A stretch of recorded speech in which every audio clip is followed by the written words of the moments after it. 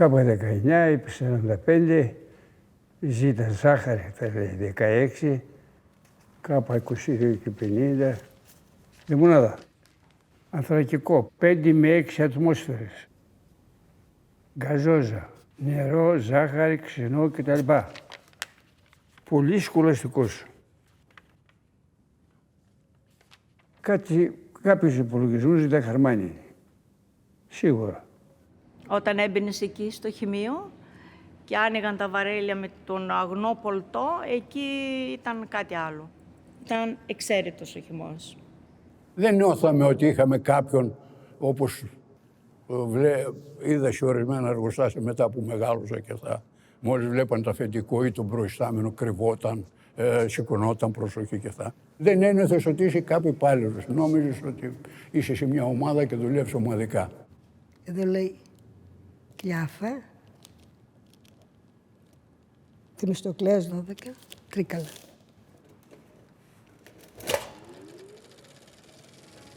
Έχει 3 ταινίες. Η πόλη των Τρικάλων είναι σήμερα το κέντρο πολλών βιομηχανιών, όχι μόνο της Θεσσαλίας, αλλά και ολοκλήρου της Ελλάδος. Από τις πιο γνωστές βιομηχανίες είναι και η βιομηχανία αναψυκτικών Κλιάφα, μια σύγχρονη βιομηχανία παραγωγής και εμφιαλώσεως αναψυκτικών που τροφοδοτεί ολόκληρον την Θεσσαλία.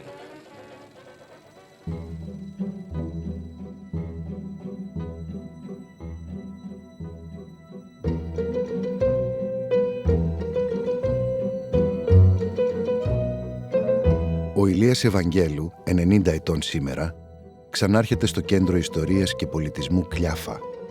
Στο χώρο όπου το 1926 ο Θόδωρος Κλιάφας ίδρυσε το εργοστάσιο πάγου και αναψυκτικών. Ο Ηλίας γεννήθηκε 6 χρόνια αργότερα, δίπλα στο εργοστάσιο, και όλη του η ζωή συνδέθηκε με πολλούς τρόπους με την εταιρεία. Ακόμα και σήμερα όμως υπάρχουν πράγματα αυτής της διαδρομής που θέλει να ξαναδεί. Υπάρχουν ντοκουμέντα που δεν τα γνώριζε παλιά ή που δεν είχε το χρόνο να ασχοληθεί μαζί τους. Υπάρχουν και πράγματα για τα οποία απορεί ακόμα και τώρα πώς έγιναν. Μάλιστα. Το μηχανοστάσιο. Ένα μέρος του μηχανοστασίου. Με το Θόδωρο το Κλιάφα είναι νεότατος. Συγκριτικά από τότε που το γνώρισα εγώ. Ο Θόδωρος Κλιάφας γεννήθηκε το 1889 στο ορεινό χωριό Κρανιά Ασπροποτάμου του νομού Τρικάλων, από οικογένεια κτηνοτρόφων. Σπούδασε στην εμπορική σχολή του Βόλου, όπου έμαθε τον τρόπο λειτουργίας των επιχειρήσεων και συνδέθηκε με άλλους νεαρούς που, όπως και αυτός, φιλοδοξούσαν να δημιουργήσουν ένα καινούριο κόσμο στη Θεσσαλία που μόλις πριν λίγα χρόνια, το 1881, είχε ενσωματωθεί στην Ελλάδα. Αποφοίτησε από τη σχολή το 1910, αλλά πολύ σύντομα επιστρατεύτηκε καθώς ξέσπασαν οι Βαλκανικοί πόλεμοι και ο Πρώτος Παγκόσμιος Πόλεμος. Πέρασε 10 χρόνια στο στρατό και έφτασε μέχρι το βαθμό του λοχαγού.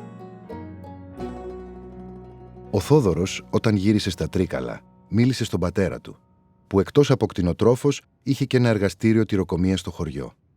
Του ζήτησε χρήματα για να κάνει εργοστάσιο πάγου. Ο πατέρας του, έκπληκτος, τον ρώτησε: «Περιμένεις να κάνεις λεφτά πουλώντας νερό?» Δεν ξέρουμε τι απάντησε ο Θόδωρος. Πάντως πούλησε στα αδέλφια του το μερίδιο από τα πρόβατα της πατρικής κληρονομιάς, αγόρασε ένα μεγάλο οικόπεδο μέσα στην πόλη και ίδρυσε το 1926 το ψυγείο παγοποιείο. Πριν ακόμα το εργοστάσιο ξεκινήσει τη λειτουργία του, ο Θόδωρος Κλιάφας κάνει την πρώτη καινοτομία. Μέχρι το 50 δεν είχαμε αρτισιανά. Ο Θόδωρος ο Κλιάφας, όταν το 26 άνοιξε την επιχείρηση αυτή, άνοιξαν και με αρτισιανό. Και ήταν το μόνο αρτισιανό που πήγε στα Τρίκαλα. Δεν υπήρχε νερά. Τα αρτισιανά μετά έγιναν.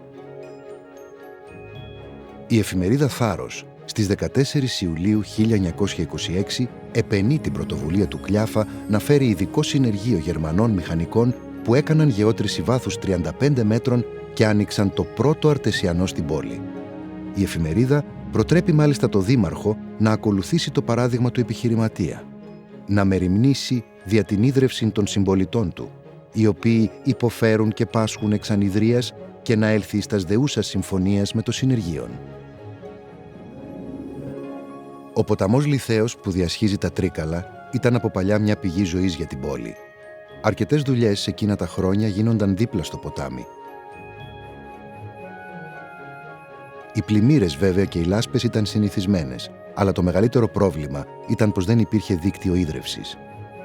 Πηγάδια και αντλίες μικρού βάθους, οι λεγόμενες τουλούμπες, έφερναν στην επιφάνεια πόσιμο νερό που ήταν λιγοστό και αμφίβολης ποιότητας.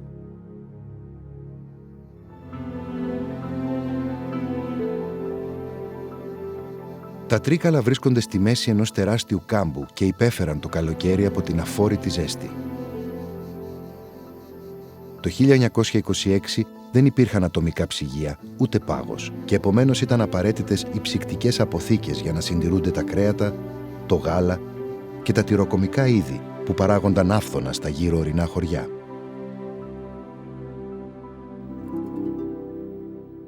Ο Θόδωρος Κλιάφας, έχοντας εξασφαλίσει με τη γεώτρηση άφθονο και καθαρό νερό ως βασική πρώτη ύλη, ξεκίνησε το εργοστάσιο και έφερε στην πόλη 3 πολύτιμα αγαθά: τον πάγο, το αναψυκτικό και τα ψυγεία για τη συντήρηση των ευπαθών τροφίμων.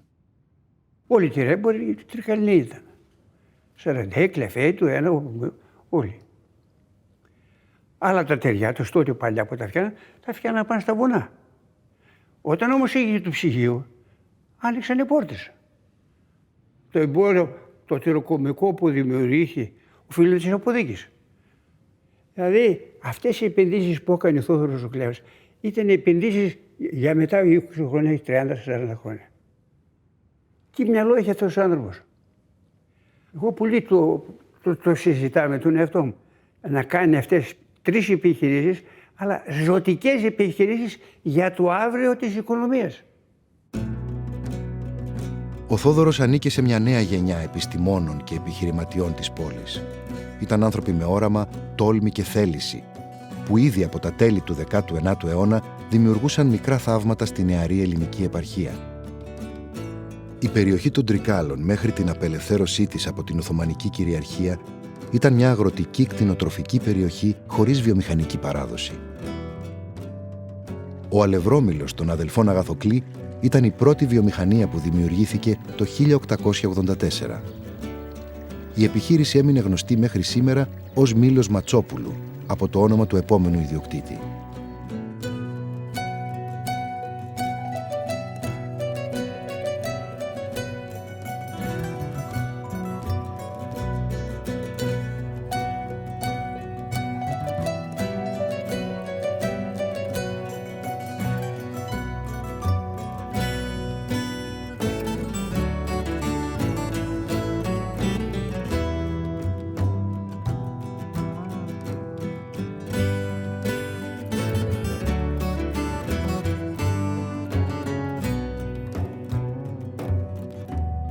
Στα τέλη της δεκαετίας του 1920 λειτουργούσαν στα Τρίκαλα 610 βιοτεχνίες βιομηχανίες.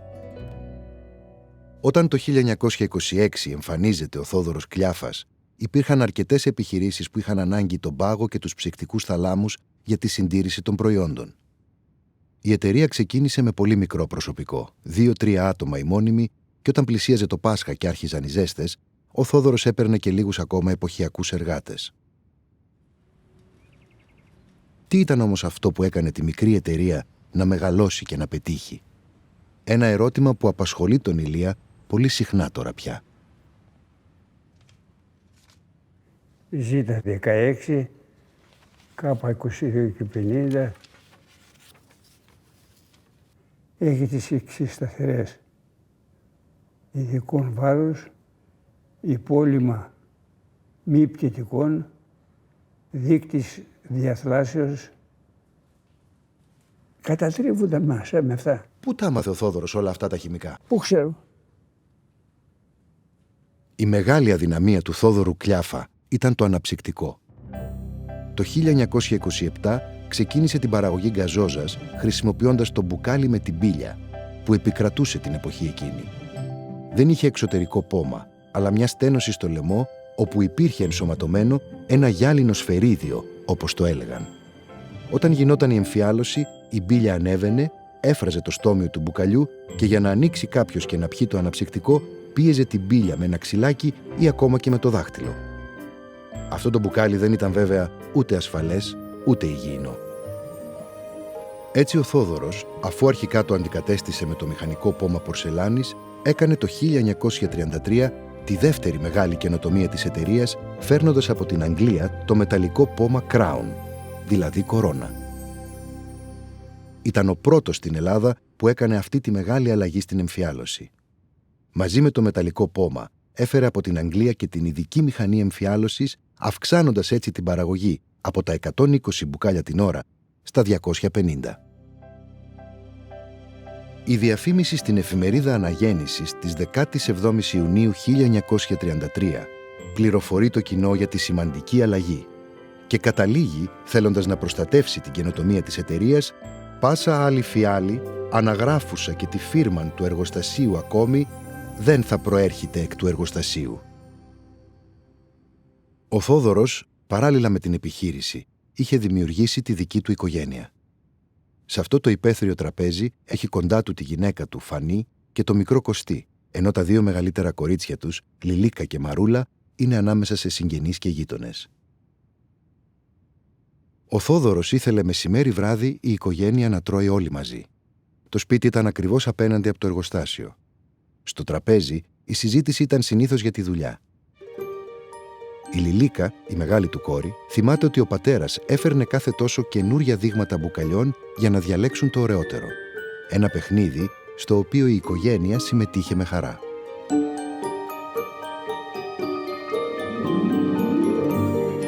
Ο Κωστής, ωστόσο, γεννημένος το 1932, ίδια ακριβώς ηλικία με τον Ηλία Ευαγγέλου, είχε αλλού το μυαλό του εκείνο τον καιρό. Πίσω από εδώ ακριβώς ήταν το σπίτι μου. Μόλις τελειώνω το εργοστάσιο, το κατηγήφτηκα και μετά ήταν το οικόπεδο το δικό μας με το σπίτι. Εγώ, περνώντας το πρωί όταν πήγαινα στο γυμνάσιο, σφύριζα. Χλαπεύει ο κουστάξος ο κλάβας και πηγαίναμε στο σχολείο, τελειώναμε και όλη η γειτονιά, κάνανε δεκαριά, 12 άτομα που ήμασταν, παίζαμε πετροπόλεμο κάθε απόγευμα. Ήταν το συνηθισμένο. Άλλες φορές τρυπούσε το κεφάλι το δικό μου, άλλες φορές τρυπούσε το κεφάλι του αλλού. Αυτό ήταν το παιχνίδι μας. Ο Κωστάκης ήταν πολύ ζωηρός και στην μπάλα διακρίνονταν, γιατί έτρεχε πολύ. Στα άλλα τα παιχνίδια πάλι που παίζαμε, στο τύρι πασά με τα κορίτσια και αυτά, πάλι ήταν στο προσκήνιο. Ήταν παιχταράς δηλαδή. Ήταν παιχταράς. Τον Απρίλιο του 1941 αρχίζει η Ιταλογερμανική κατοχή. Το εργοστάσιο κλείνει. Οι Γερμανοί επιτάσσουν κάποιους ψυκτικούς θαλάμους για να αποθηκεύουν τρόφιμα και να φτιάχνουν εκεί τα αγαπημένα τους λουκάνικα. Εργοστάσιων χρησιμοποιούμενων αποκλειστικώς και μόνον δια τας ανάγκας του στρατού κατοχής. Υποχρεώνουν επίσης το Θόδωρο Κλιάφα, με δικά του έξοδα, να τροφοδοτεί με καθαρό νερό από το αρτεσιανό του ένα γειτονικό σπίτι 15 δωματίων για να κάνουν το καθημερινό τους ντους οι αξιωματικοί των ΕΣΕΣ που διαμένουν εκεί.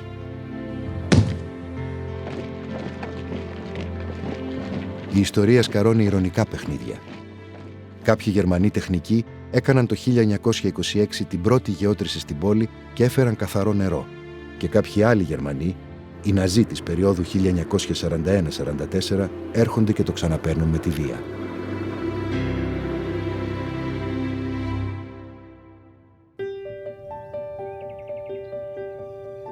Μετά την απελευθέρωση, είχε ανάγκη ο κόσμος να ξεδώσει.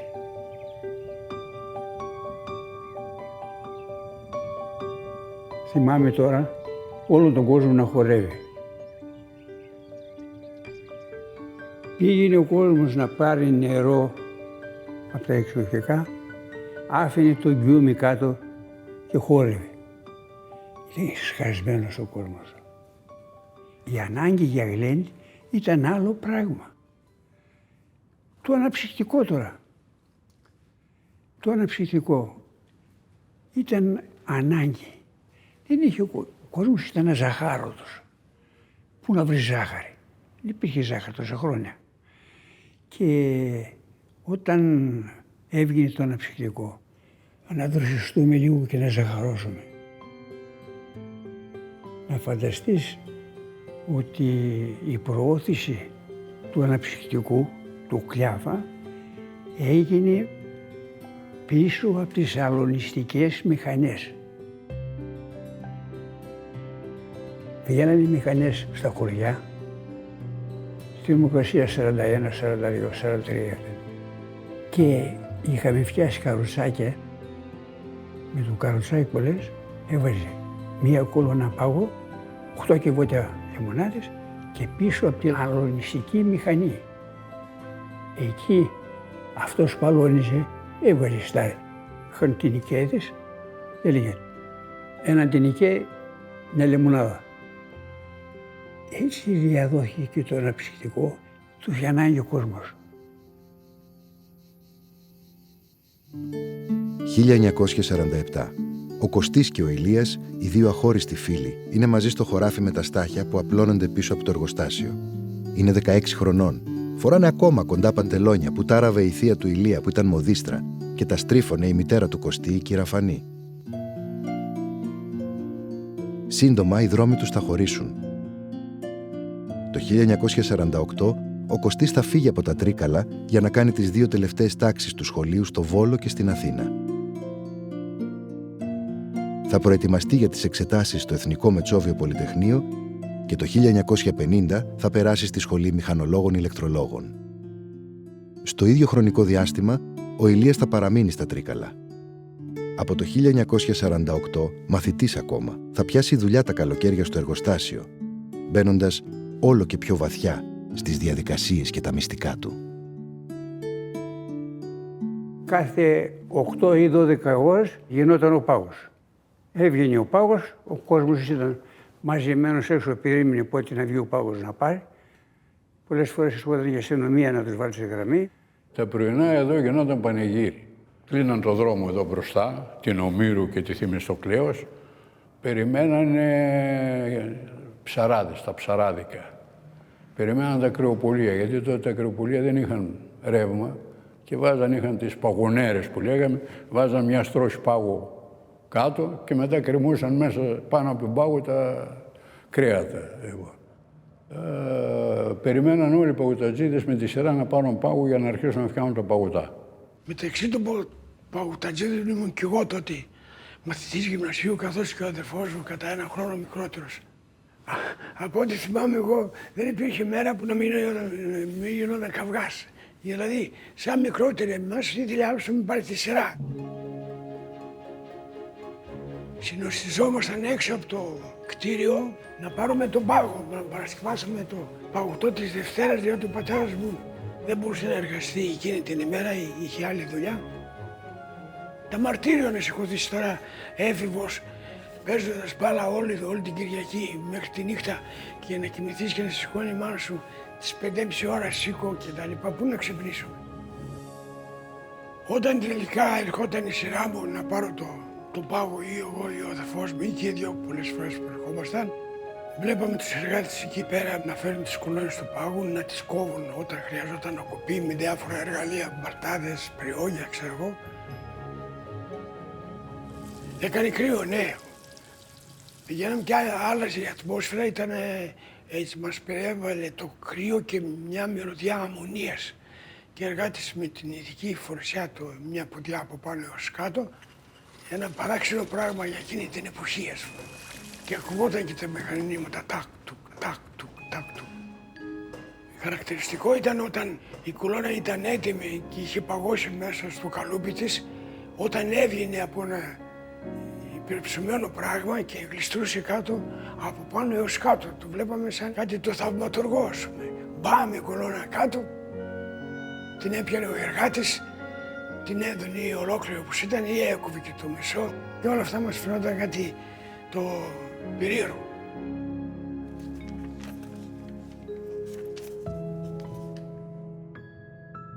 Λεμονάδα, ανθρακικό, 5 με 6 ατμόσφαιρες, γκαζόζα, νερό, ζάχαρη, ξινό κτλ. Κάποιους υπολογισμούς ήταν χαρμάνι. Υποδοκιμήν, κεντρικό, 18, ε50, χαρμάνι 45. Μέσα στο χαρμάνι έριχνε το ξινό. Το ξινό που έριχνε ο Μπαρμπαθόδωρος ήταν εισαγωγή από τον Καναδά. Ενώ το ξινό που έριχνε όλη η Ελλάδα ήταν το ξινό της Κρήτης, το ψηλό, το τρεμμένο. Και έλεγε ο Μπαρμπαθόδωρος, αυτό είναι κατούρια. Τι είναι αυτό? Προβληματίζονταν με τον καιρό. Όταν ήταν ο καιρός ζεστός και αυτά, έγινε περισσότερο ξινό. Αυτό ήταν μυστικό του Θόδωρο. Γιατί από το ξέρω αυτό, όταν έφυγε μια χρονιά, άφησε εμένα υπεύθυνο και είχε φτιάσει σοκολάκια. Αλλά πολλές φορές τηλεφωνούσε όταν έβλεπε 42 η θερμοκρασία ή 40, Λία, ρίξε λίγο ξινό ακόμα. Εκεί ίσως οφείλει και το μυστικό της καλής ποιότητας της λιμονάδας. Στο ξινό. Αυτά τα μυστικά τα είχε πει και όλα το στο Κωστάκη. Τα ξέρει ο Κωστάκης.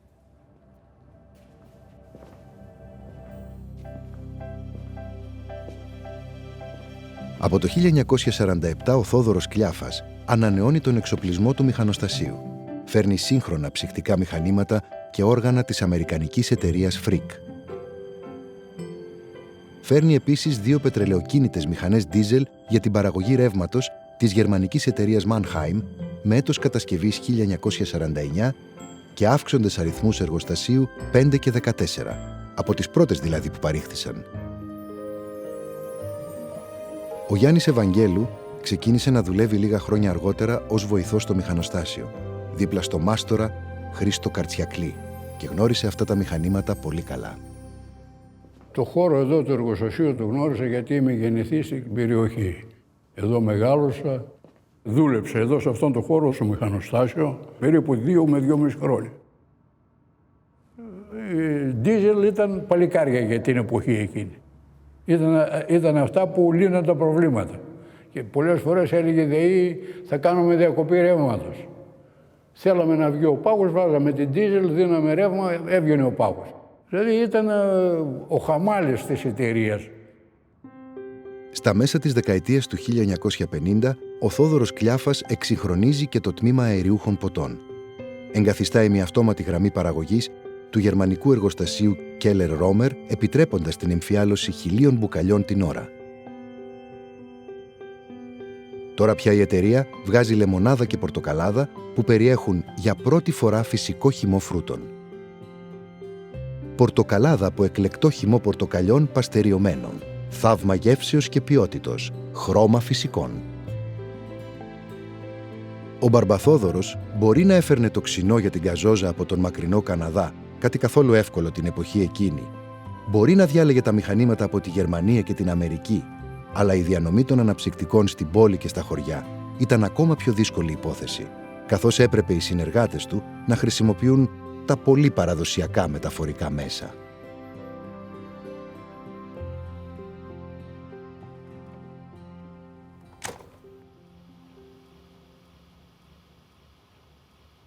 Ερχόνταν οι λεμονατζίδες, τα καροτσάκια που πηγαίνανε δεξιά-αριστερά, που ήταν τα καροτσάκια που παίρναν λιμονάδες, παίρναν και πάγο και πήγαιναν στα καφενεία και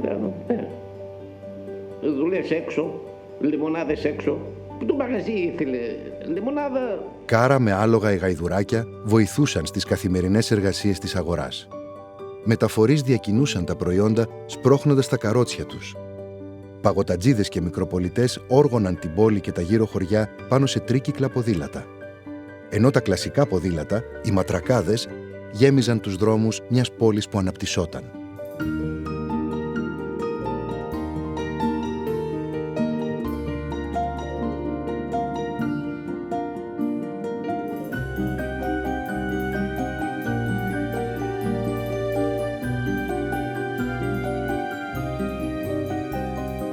Πολύ κοντά στα ψυγεία Κλιάφα ξεκίνησε τη δεκαετία του 1950 και το ποδηλατάδικο του Γιώργου Λουλέ. όπου πήγαιναν συχνά τα ποδήλατα της εταιρείας για επισκευή. Ο ίδιος ο Θόδωρος, ωστόσο, πήγαινε παντού με τα πόδια. Φυσικά τις περισσότερες ώρες της ημέρας τις περνούσε μέσα στο εργοστάσιο, με τις σημειώσεις του, τις δοκιμές για τη βελτίωση του χαρμανιού και με τους εργαζόμενους. Και με αγαπούσε τόσο πολύ ο Μπαρμπαθόδωρος, που με φώναζε καμιά φορά μέσα από Σλάκη, έλα εδώ, έτσι με έλεγε πάντα, θέλω να με πάρεις καραμέλες. Δεν το ξεχνάω ποτέ αυτό. Όταν θέλαμε να πάμε κάτι να το ζητήσουμε, τον λέγαμε κύριε Θόδωρε. Όταν μιλάγαμε μεταξύ μας οι εργαζόμενοι, έρχεται ο Μπαρμπαθόδωρος. Έρχεται ο Μπαρμπαθόδωρος, τον λέγαμε. Λοιπόν, ήταν να πούμε ο άνθρωπος αυστηρός μεν, αλλά σωστός. Ενώ η εργασία σε απαγορεύεται. Κάτι θα κάνεις, κάτι θα δουλέψεις. Βεβαίως. Ο Θόδωρος ήταν τρομερά αυστηρός. Ήταν τσικοράτος. Εκείνα που έλεγε τα εννοούσε, αλλά ήταν πολύ δίκαιος. Με το προσωπικό είχε μία αδυναμία. Δεν ήθελε το προσωπικό να το βλέπει να κάθεται. Ήθελε πάντα τον άνθρωπο να δουλεύει. Και με έλεγε πολλές φορές, δεν πρέπει να κάθονται, μάθε το. Αλλά ήταν τρομερά δίκαιος. Τρομερά δίκαιος. Ο κύριος που έλεγε ο νόμος, όχι μόνο το έδωνε, αλλά είχε και ένα 15-20% παραπάνω στους εργάτες. Είχατε ασφάλεια. Δεν δούλευε κανένας χωρίς ασφάλεια. Ναι. Ήταν το μοναδικό που δεν δούλευε άνθρωπος χωρίς να ασφαλιστεί. Δεν μπορώ να σου πω ο μοναδικός. Ο άνθρωπος μπορεί να ήταν αυστηρός. Ήταν και οι περιστάσεις που τον έκαναν να είναι έτσι. Μία μέρα έπιανες δουλειά, την άλλη μέρα έφερες χαρτί από τον υπόπτη και αμέσως γράφουσαν στο ΙΚΑ. Κανένας ανασφάλιστος. Κανένας ανασφάλιστος. Που την εποχή εκείνη η ανασφάλεια ήταν κανόνας. Σε όλους τους επιχειρηματίες. Μπαρμπαθόδωρος δεν είχε. Εγώ παιδάκι τώρα, με κουλούσε ένσημα στα 18 και στα 17 μου χρόνια. Δεν έχει. Και αυτή την οτροπία τη διατήρησε και ο Κωστάκης.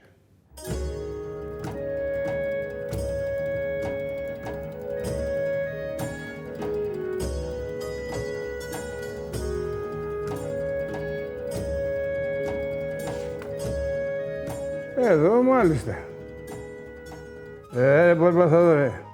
Ένα τραπέζι είναι. Παρανάσιος, ο Μπαρμπαθόδωρος με τα καλά του, η Κεραφανή, ο Κατσακλής, εγώ, είμαστε όλοι μαζεμένοι. Αυτή είναι μια φωτογραφία στο χώρο αυτό εδώ που βρισκόμαστε τώρα, στο μηχανοστάσιο. Πίσω είναι τα όργανα από το συμπιεστή, οι σωληνώσεις. Είναι από μια εκδήλωση γιορτή. Γιορτές είχαμε μόνο μια γιορτή. Γιορτή του Κωστάκη του Κλέφα. Ο Θόδωρος, όταν γιορτάζεται το Αγίου Κωνσταντίνου Χωστής, σταματούσε το εργοστάσιο, ψέναμε 2-3 αρνιά και όλο το προσωπικό μαζί με την οικογένεια Κλέφα, τρώγαμε όλοι μαζί. Εδώ δεξιά είναι προσωπικό και ενώ αριστερά είναι τα πιτσιρίκια των οικογενειών. Εγώ ήμουν στην Αθήνα. Ο Κωστάκης ήταν στην Αμερική.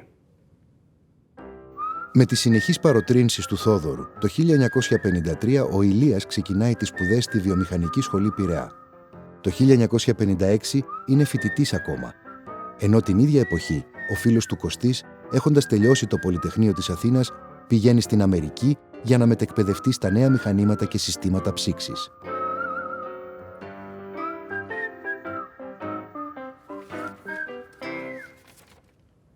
Πρώτη φορά τα βλέπω.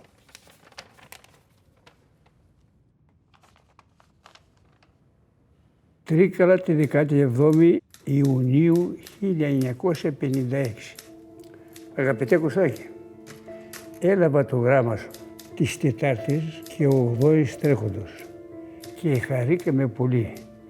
Τόσο δεν την καλή σου υγεία και αφετέρου δια την κανήσου πρόοδον ελθόν πρώτος εις την τάξη εις το Κολούμπια. Συ να παρακολουθείς τα είδη από την Αμερική και βότια σχέδια και διάφορα δείγματα φιαλών, τα οποία όταν θα έλθεις να μας τα φέρεις. Δεν σου γράφω συχνά, Κωστάκη, διότι είμαι πνιγμένος στη δουλειά μας. Το τμήμα των λεμονάδων παίρνει την κανονική εργασία και καθημερινώς πουλούμε 450 600 κυβότια. Αύριο θα προσπαθήσω να σου στείλω τα χρήματα του Ιουλίου. Έχεις πολλούς χαιρετισμούς από τη μαμά σου και από όλα τα παιδιά του εργοστασίου. Σε φιλώ, ο μπαμπάς σου Θόδωρος Κλέφας. Είδες τη ζεστασιά και πώς έμεσα προσπαθεί το γιο του να τον βάλει στη δουλειά, διότι αυτό φοβόταν πάντα ο Θόδωρος. Το έχει πει πολλές φορές. Ο φίλος σου θα σε είδω, πώς θα πάτηκε.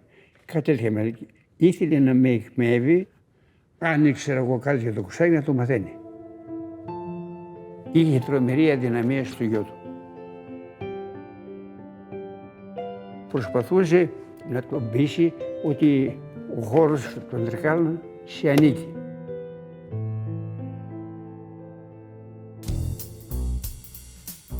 Ο Κωστής επιστρέφει από την Αμερική, φέρνοντας μαζί και το μπουκάλι αναψυκτικού της Canada Dry που είχε πάνω του το χάρτη του Καναδά. Δημιουργείται η τελική μορφή του μπουκαλιού Κλιάφα με το ιαλογράφημα του χάρτη της Θεσσαλίας, βάζοντας έτσι ένα τέλος στις συχνές συζητήσεις της οικογένειας του Θόδωρου στα παλιά μεσημεριανά τραπέζια. Το μπουκάλι αυτό πέρασε στη συνείδηση του κόσμου ως το σήμα κατατεθέν της εταιρείας για πολλά χρόνια. Ο Κωστής το 1961 παντρεύεται τη Μαρούλα Μάτη. Λίγους μήνες μετά, ο Θόδωρος Κλιάφας πεθαίνει. Ήταν 72 ετών. Εγώ ήμουν στην Αμαλιά, εκεί ήμουν λογιστής. Πήρε τηλέφωνο μια μέρα ο Κώστας, μου λέει, ο πατέρας πέθανε. Σώπαρα, του λέω. Ναι. Κοίταξε να δεις, λέει, με άφησε εντολή να έρθω, να σε πάρω, όπου και να είσαι, να αναλάβεις το εργοστάσιο.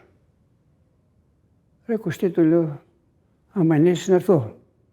Ο Κωστής αναλαμβάνει την εταιρεία με τη στενή συνεργασία του Ηλία, με κάποια νέα πρόσωπα κοντά του και με εντελώς καινούριο πνεύμα. Όταν ήρθα εγώ το 1961, βρήκα τον Κώστα τον Κλιάφα αφεντικό. Το 70% του προσωπικού, οι μεγάλοι που ήταν σε ηλικία, τον φωνάζαν Κωστάκη, γιατί τον είχαν γνωρίσει από μικρό παιδί και τον φωνάζαν Κωστάκη. Δεν τον λέγανε ούτε αφεντικό, ούτε κύριε Κώστα, ούτε Κωστάκη. Δηλαδή μιλούσαν στον ελληνικό ένας με τον άλλο, μόνο που δεν παίζαν καλπαζές. Είχε πεθάνει ο Μπαρμπαθόδωρος. Ο Κωστής είχε έρθει από την Αμερική, όπου σπούδαζε, ξέραμε εμείς, και αλλάξανε το καθεστώς όλης της δουλειάς. Άλλαξε, γιατί εκεί πέρα είχε άλλες ιδέες. Όταν λες άλλαξε, τι? Άλλαξε, δεν ήμασταν πάντα με τον φόβο να έρθει το αφεντικό να μας βρει, να καπνίζουμε τσιγάρο, έτσι να πούμε, γιατί ήταν δηλαδή πιο σφιχτός ο Μπαρμπαθόδωρος. Ενώ όταν ήρθε ο Κωστής, αυτό το πράγμα ατώνησε. Το στοιχείο του Κωστάκη ήταν ότι ήταν εν αντιθέσει με τον Θόδωρο, υπήοντον. Άκουγε πολύ και προβληματιζόταν και συνεχεία αποφάσισε. Από τις πρώτες ενέργειες του Κωστή ήταν η αντικατάσταση της παλιάς γραμμής εμφιάλωσης με νέα μηχανήματα και η επέκταση του εργοστασίου, χτίζοντας ένα καινούριο κτίριο δίπλα στο παλιό.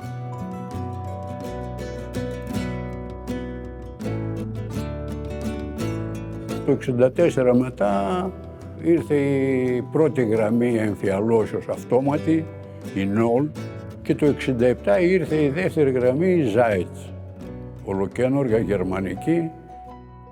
Κάναμε την εγκατάσταση και έμενα εκεί ως εμφιαλωτής.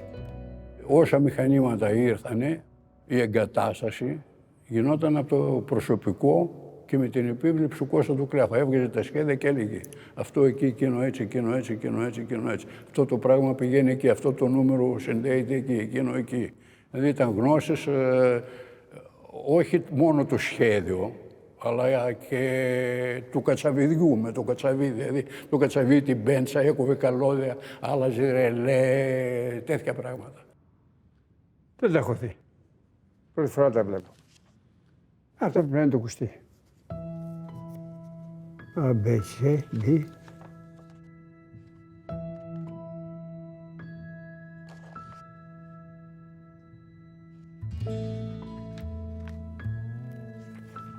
Το κουστί είναι αυτά. Παραγωγή Βυσσινάδα. Προ και μετά την παραγωγή απολύμανση. Αυτά είναι το κουστί. Τα βιβλία του Κωστή από την Αμερική, με τις χειρόγραφες σημειώσεις του επάνω, αποκαλύπτουν στον Ηλία ότι ο φίλος του δεν σταμάτησε ποτέ να ενημερώνεται για τις διεθνείς επιστημονικές εξελίξεις στον τομέα του. Μετά μάλιστα από πολλά πειράματα που έκανε ο ίδιος προσωπικά, έφτιαξε και ένα νέο προϊόν που αγαπήθηκε πολύ. Τη Βυσσινάδα. Ένα δύσκολο προϊόν που δεν υπήρχε καν στην Ελλάδα μέχρι την εποχή εκείνη. Έτσι, στα μέσα της δεκαετίας του 1960, η εταιρεία παράγει λεμονάδα, γκαζόζα, πορτοκαλάδα, σόδα, αναψυκτικό με χυμό μήλου και βυσσινάδα.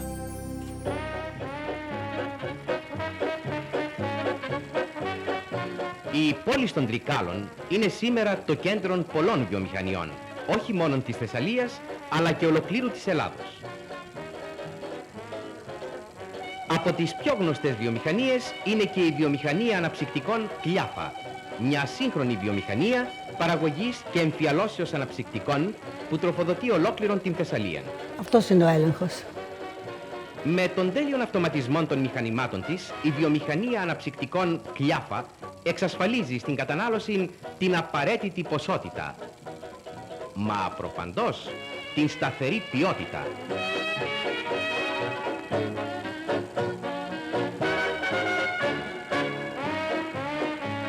Γεμάτα πλέον τα μπουκάλια.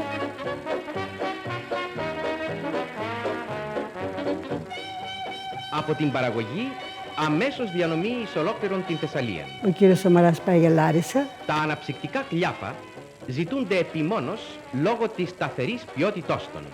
Παντού, σε όλες τις πόλεις της Θεσσαλίας, τα αναψυκτικά Κλιάφα έχουν κατακτήσει την προτίμηση του κοινού. Αναψυκτικά Κλιάφα, μοναδική απόλαυσης, μα προπαντός σταθερή ποιότης. Αναψυκτικά Κλιάφα. Ξεκίνησα να εργάζομαι, ήμουν 14 χρονών, το 67. Χρειαζόταν εργατικό προσωπικό και είχαμε τον κύριο Κώστα τον Κουφοχρήστο δίπλα που έμεινε μαζί μας. Και είπε την μητέρα μου, λέει, αφήνετε τη ζωή να την πάρω στη δουλειά. Λέει, μα είναι μικρή, λέει η μαμά μου, πώς θα την αφήσω να έρθει για δουλειά. Πάει σχολείο έτσι. Λέει, το καλοκαίρι τώρα που θα είναι κλειστά, λέει, μπορεί να έρθει για να δουλέψει. Και μετά βλέπουμε. Και έτσι μπήκα στη δουλειά. Μία ώρα ήταν ο έλεγχος, έτσι ακριβώς. Και πλούσα το μπουκάλι και έβλεψε. Αν είχε, ας πούμε, καλαμάκι, αν είχε μια σφίκα, οτιδήποτε. Είχαμε δίπλα μας ένα κασάκι, το βάζαμε και το λέρμανε το μπουκάλι, κατευθείαν. Το καλοκαίρι ήταν 3 βάρδιες. Ήταν 6-2, 2-10 και πολλές φορές δουλεύουμε και τη νύχτα, 10 με 6 το πρωί.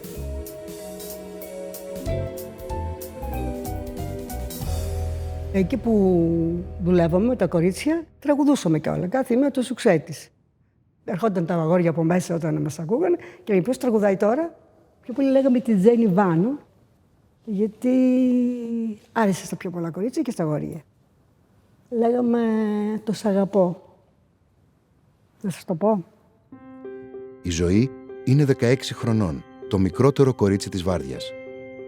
Ενηλικιώθηκε μέσα στο εργοστάσιο, παρέα και με άλλα νεαρά κορίτσια και αγόρια, μέσα σε ένα περιβάλλον που ένιωθε ότι τη φροντίζουν, τη σέβονται και την προστατεύουν. Σαν να ήταν όλοι μαζί μια μεγάλη οικογένεια.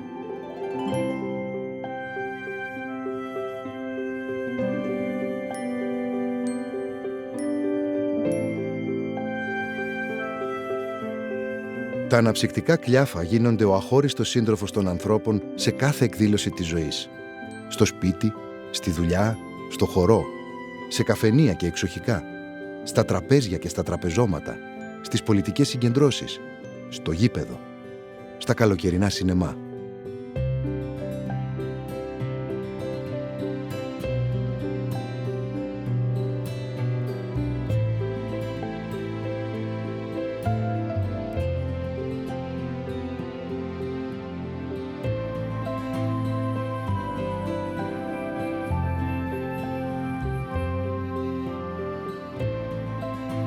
Και εδώ, τα κορίτσια της τελευταίας τάξης του Γυμνασίου Θηλαίων, με ένα αναψυκτικό στο χέρι, γιορτάζουν το τέλος της μαθητικής του ζωής. Είναι Ιούνιος του 1968. Μπουκάλια φέρε. Είχατε έλλειψη από μπουκάλια. Ναι, δεν έφτανε. Εγώ όσο και να έφτανες, Μάρολα, ήταν αγαπητό το ποτό αυτό μέσα στη Θεσσαλία. Καλά, τα μηχανήματα έφταναν για την παραγωγή. Μπορούμε παραπάνω ώρες μπορούσαμε να κάνουμε τα Σαββατοκύριακα. Εν τω μεταξύ είχαμε ανοιχτή, κατάλαβες, στην Καλαμπάκα, άλλοι από εκεί τα φορτηγά παίρναν και πήγαιναν προς τα ορεινά. Όλα Η μεγάλη εξάπλωση του αναψυκτικού έκανε επιτακτική την ανάγκη για ακόμα μεγαλύτερη παραγωγή.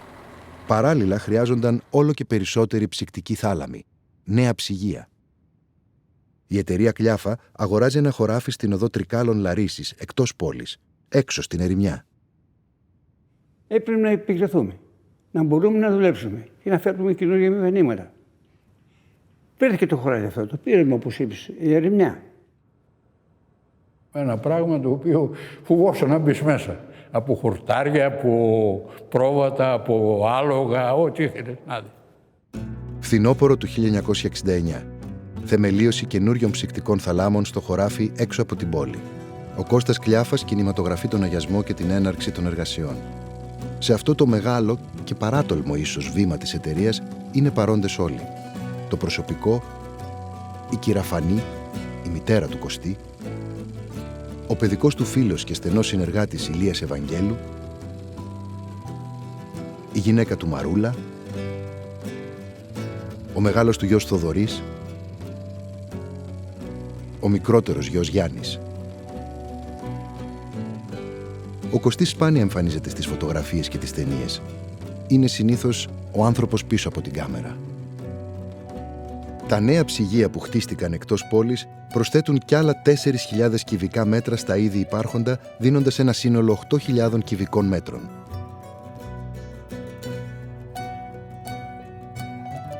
Οι αυξανόμενες όμως ανάγκες παραγωγής του εργοστασίου, που συνεχίζει τη λειτουργία του μέσα στην πόλη, οδηγούν σε νέες επενδύσεις. Έτσι, λίγα χρόνια μετά, το 1975, ολοκληρώνεται η κατασκευή του καινούριου εργοστασίου στο χωράφι της οδού Λαρίσης. Μεταφέρονται εκεί 2 γραμμές εμφιάλωσης, τα γραφεία και όλες οι δραστηριότητες της εταιρείας. Και το 1977, λόγω της πολύ καλής φήμης που έχουν ήδη κατακτήσει τα αναψυκτικά Κλιάφα, αλλά και λόγω της αρίστης ποιότητας του νερού των Τρικάλων, η ελληνική εταιρεία εμφιαλώσεως επιλέγει το εργοστάσιο Κλιάφα για την παραγωγή φασών της Coca-Cola και άλλων δικών της προϊόντων. Αυτή η συνεργασία δίνει μεγάλη όθηση στην εταιρεία που αντικαθιστά τις 2 παλιές γραμμές εμφιάλωσης με μια νέα υπερσύγχρονη γραμμή. Η παραγωγή φτάνει πλέον τα 15.000 μπουκάλια την ώρα. Δημιουργούνται νέες ειδικότητες και προσλαμβάνονται αρκετοί καινούργιοι εργαζόμενοι, γυναίκες και άντρες.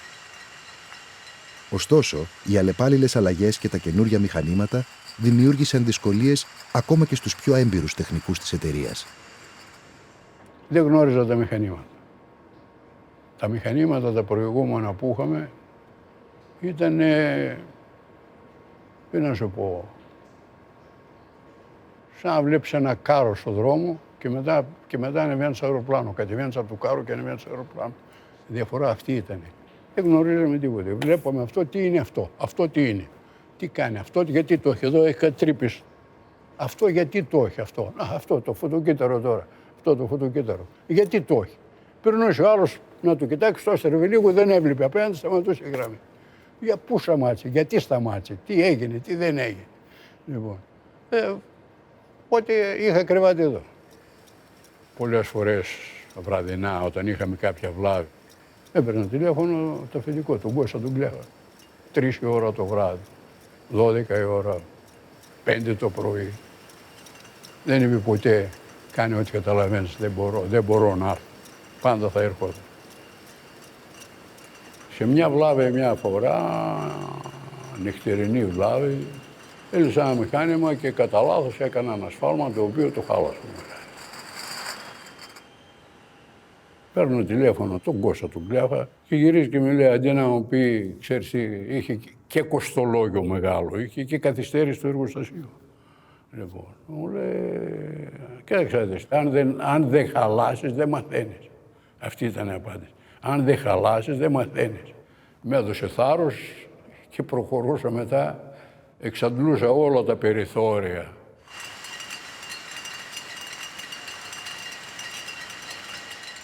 Ψυκτικά δικαιώματα, πελάτες αεραιούχων ποτών, επέκταση εργοστασίου. Ναι, είχε γίνει επέκταση τότε. Όταν ήρθα εγώ ήμασταν στα πρώτα τα γραφεία. Μετά έκαναν επέκταση. Συγκεντρωτικό ημερολόγιο είναι αυτό. Πήγα στην εταιρεία το 1978 και έφυγα το 1989. Ναι. Πρώτες ύλες 101.745 δραχμές. Οι πρώτες ύλες που γίνονται τα αναψυκτικά. Ο χυμός ήταν γνήσιος 100%.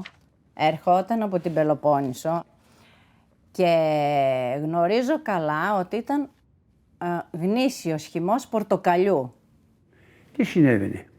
Υπήρχαν μεγάλες εταιρείες οι οποίες κάναν τη χυμοποίηση και στην πουλούσαν το καλοκαίρι, φτηνή βέβαια, αλλά μπαχαντέλα. Τι γινόταν. Άμα έπιανε μια βροχή, μια καταιγίδα, οτιδήποτε, και πέφτανε τα πορτοκάλια. Μπαίναν στα περιβόλια αυτοί, μαζεύαν την πρώτη ύλη, αλλά αυτή η πρώτη ύλη είχε κουσούρια. Σε αυτούς ήταν άτεκτος ο Κωστάκης.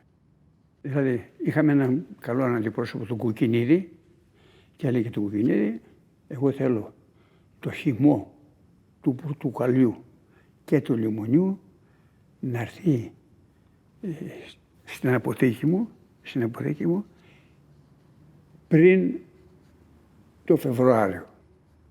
Αλλά είχαμε ένα 30%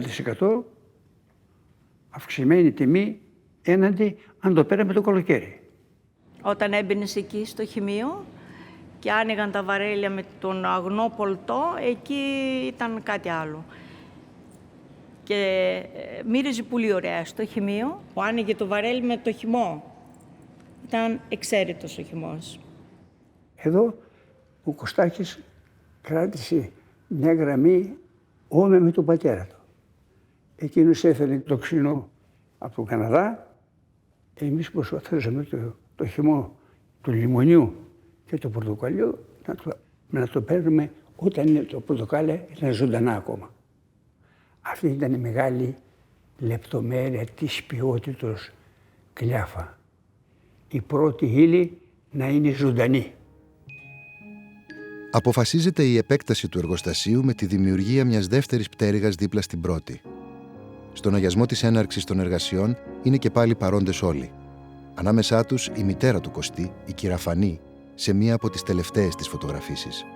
Δίπλα της εμφανίζεται και ο ίδιος ο Κωστής, πάντα με τη μηχανή, σε κάποιες από τις ελάχιστες στιγμές που δεν φωτογράφιζε ο ίδιος. Κοντά του ο Ηλίας. Αυτή τη φορά οι εργαζόμενοι της εταιρείας είναι ακόμα πιο πολλοί. Και το Μάιο του 1984, στην ολοκληρωμένη πλέον δεύτερη πτέρυγα του κτηρίου, έρχεται και εγκαθίσταται μια δεύτερη αυτόματη γραμμή εμφιάλωσης, ανεβάζοντας τη συνολική παραγωγικότητα του εργοστασίου στα 45.000 μπουκάλια την ώρα. Ένας πολύ μεγάλος αριθμός, ειδικά αν τον συγκρίνει κανείς με τα 120 μπουκάλια την ώρα με τα οποία ξεκίνησε ο Θόδωρος Κλιάφας το 1927.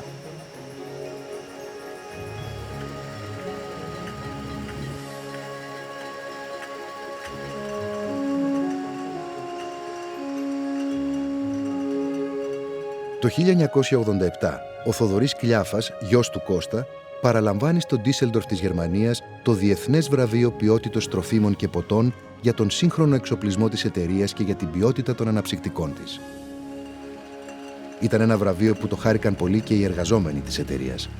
Ένιωσαν ότι επιβραβεύτηκε και η δική τους καθημερινή φροντίδα για καλύτερη ποιότητα υπηρεσιών.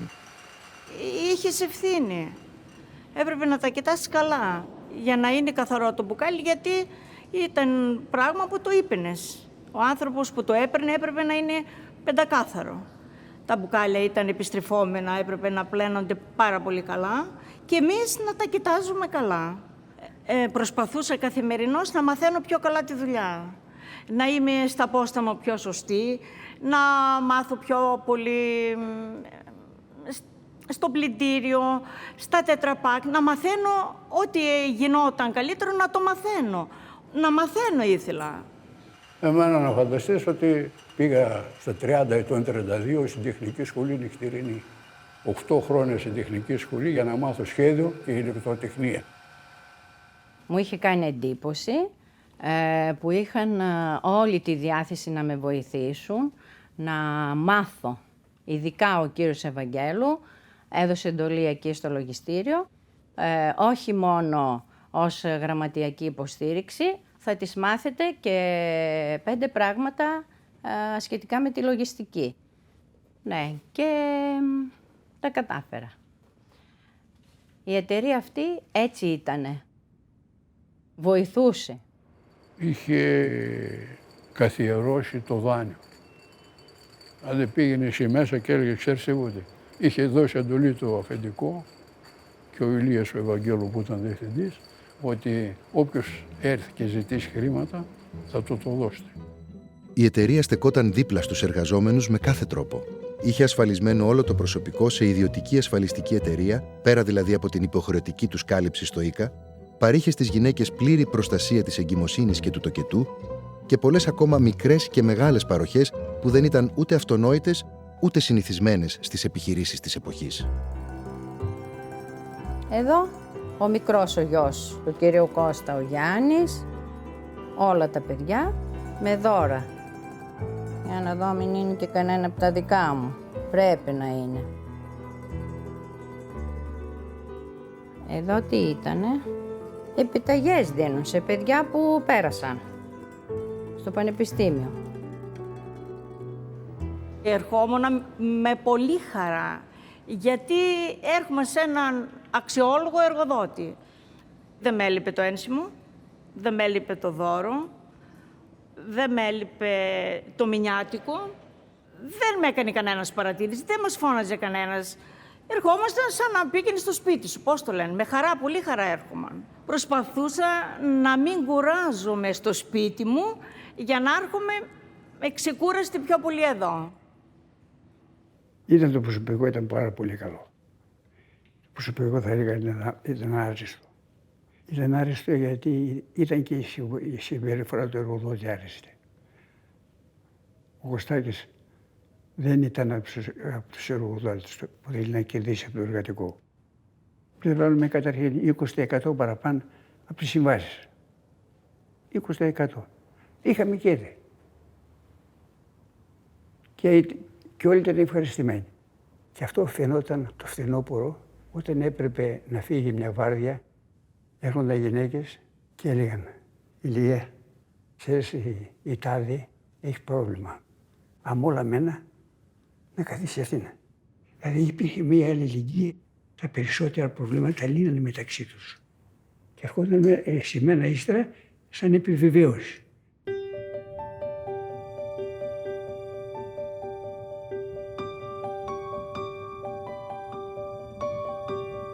Στις γιορτές και τις εκδηλώσεις της εταιρείας, ο Κώστας Κλιάφας ήταν συνήθως με την κάμερα στο χέρι. Του άρεσε να απαθανατίζει τα πρόσωπα των εργαζόμενων, τις οικογένειες και τα παιδιά τους. Ένιωθε ότι όλοι αυτοί οι άνθρωποι είναι και δική του οικογένεια.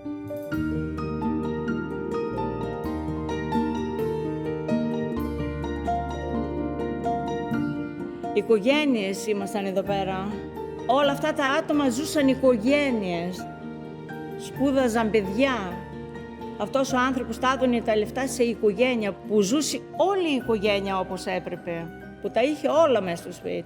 Και τα φαγητά και τα αντισήματα και τις σπουδές και τα ενοίκια, όλα.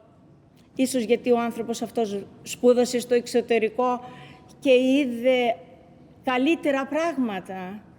Μήπως αυτός σπούδασε και ήθελε να κάνει και τα τρίκαλα να ζουν έτσι καλά. Δεν ξέρω.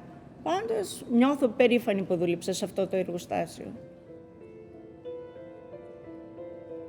Αυτή τη στιγμή έλαβαν και το γράμμα σου και χάρη πολύ που άρχισες να εργάζεσαι και σου εύχομαι καλή σταδιοδρομία, πολύ μεγάλη προκοπή και να απολαύσεις όλα τα αγαθά της ζωής.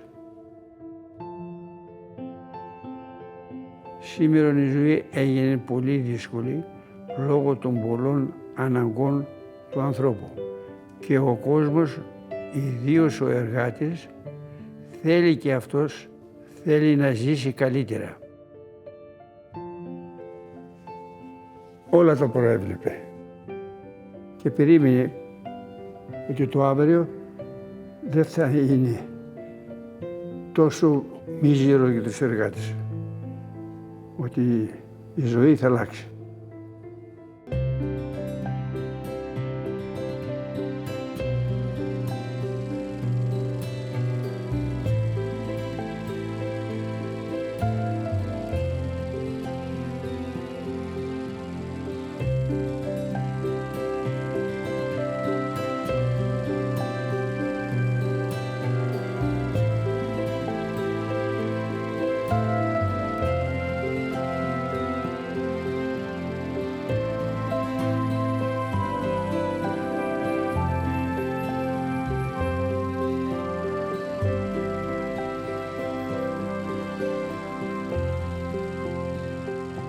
Στο φιλμάκι αυτό που γύρισε ο Κωστής στη γιορτή των Χριστουγέννων του 1984 μέσα στο εργοστάσιο, εμφανίζεται και ο ίδιος για μοναδική ίσως σε κινούμενη εικόνα.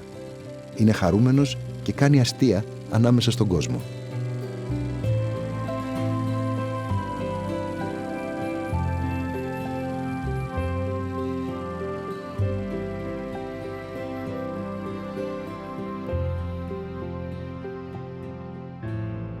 Μέσα σε κλίμα κατανόησης και εμπιστοσύνης μεταξύ εργαζόμενων και διοίκησης, η εταιρεία συνεχίζει να αναπτύσσεται.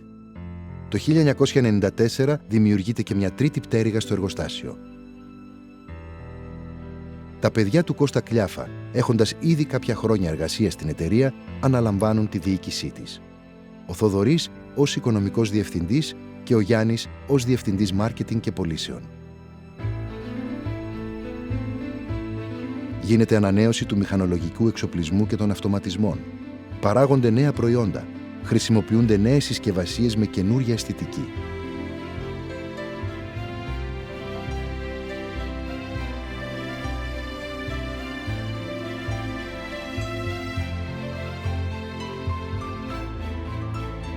Στα χρόνια αυτά επεκτείνονται κι άλλο οι ψυκτικοί θάλαμοι, φτάνοντας στις 14.000 κυβικά μέτρα.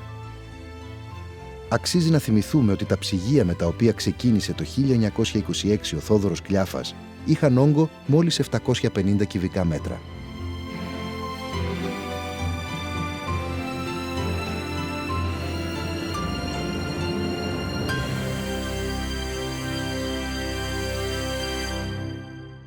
Ο Κωστής θα παραμείνει για κάποια χρόνια ακόμη στην εταιρεία ως σύμβουλος. Ο Ηλίας θα φύγει λίγο νωρίτερα.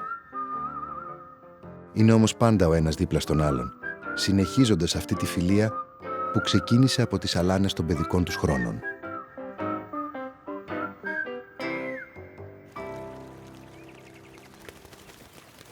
Δίπλα στην παραγωγική δραστηριότητα της εταιρείας, όλα αυτά τα χρόνια συντελούνταν και ένα άλλο έργο, αθόρυβο και διακριτικό, που αγκάλιαζε όλη την πόλη. Η ψυχή του ήταν η Μαρούλα Κλιάφα, η γυναίκα του Κωστή.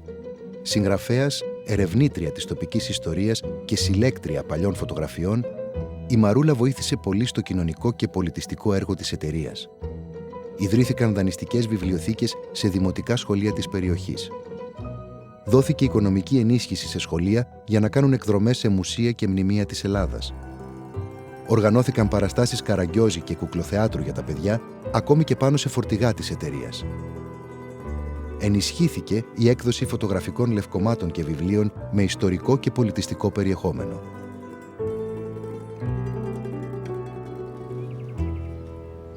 Η μεγαλύτερη όμως προσφορά στην πόλη είναι η μετατροπή του παλιού εργοστασίου σε κέντρο ιστορίας και πολιτισμού.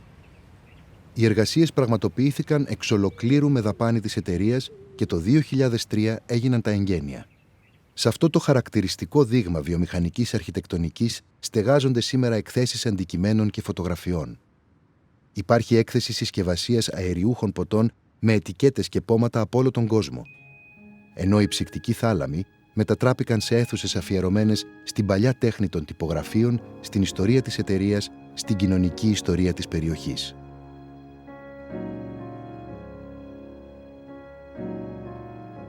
Πρόκειται για ένα μουσείο που ρίχνει φως στα πρόσωπα και στις μικρές ιστορίες των καθημερινών ανθρώπων που έζησαν στο εργοστάσιο, στην πόλη και στην ύπαιθρο και προσπαθεί να διασώσει κάτι από τα διακριτικά ίχνη που άφησαν στο πέρασμά τους.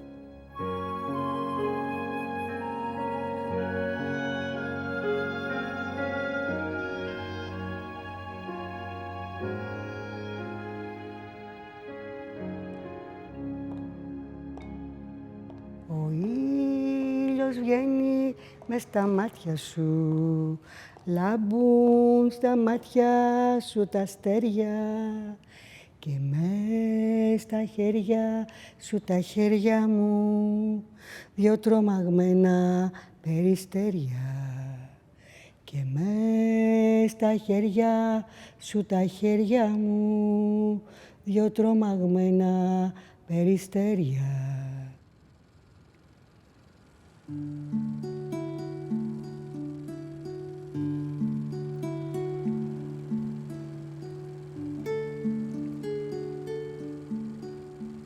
Εδώ είμαι εγώ, η Ζωή διδασκάλου, κοριτσάκι, 15 χρονών.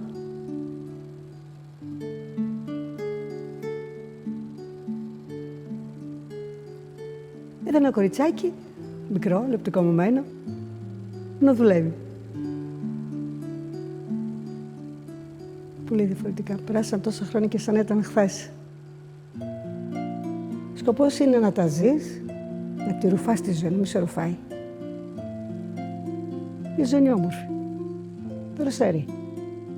Πολύ γλυκιά γεύση. Έχω δει πάρα πολλές φορές στον ύπνο μου να βλέπω ότι είμαι στη δουλειά, ότι είμαι στον έλεγχο, ότι σπάζουν μπουκάλια, ότι περνάει κάτι και δεν το έχω δει και μου κάνουν παρατήρηση, ότι έχει περάσει το μπουκάλι και έχει ένα καλαμάκι. Τη ζωή που ζούσαμε, τα μπουκάλια έξω, τα κορίτσια που τρώγαμε το φρούτο μας. Πολλές φορές ονειρεύομαι ότι πουλάω παγωτό έξω από τα ψυγεία του Κλιάφα και τα λοιπά. Όλες αυτές τις παραστάσεις τις ονειρεύομαι πολύ συχνά, μπορώ να πω. Πολύ συχνά. Η μάνα μου ξυπνάει, το πιο χαρακτηριστικό ήταν. Δηλαδή την αγαπούσαμε τη μάνα μας όπως όλα τα παιδιά αγαπάνε τη μάνα τους. Αλλά το μόνο μισητό πράγμα ήταν την ώρα που μιλούσε σήκω στο τεράκι να πας για τον πάγο. Να φανταστείς ότι πριν μια εβδομάδα ονειρευόμουν στον ύπνο και πετάχτηκα στον ύπνο, φώναζα και ήρθε η γυναίκα μου και με σκούντισε γιατί έκανα επισκευή το μηχάνημα αυτό, είχε κόψει άξονα και κάναμε επισκευή. Ακόμη ονειρεύομαι ότι κάτι φτιάχνουμε, κάποια κατασκευή φτιάχνουμε ή κάποια βλάβη φτιάχνουμε.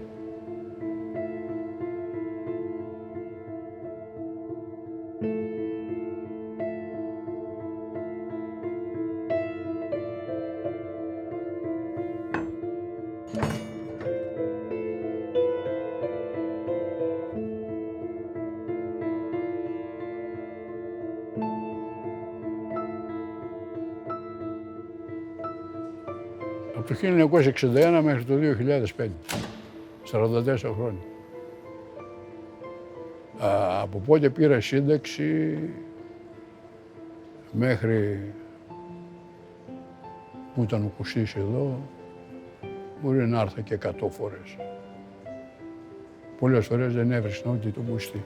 Περνούσα εδώ, έφερνα βόλτα, έκανα, κουνόμουν να φεύγω. Λέω ότι δεύτερο σπίτι ήταν.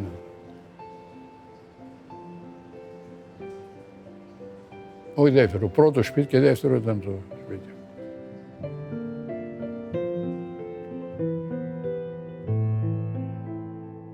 Είναι όλο το προσωπικό. Εδώ είναι όλοι. Όλο το εργοστάσιο.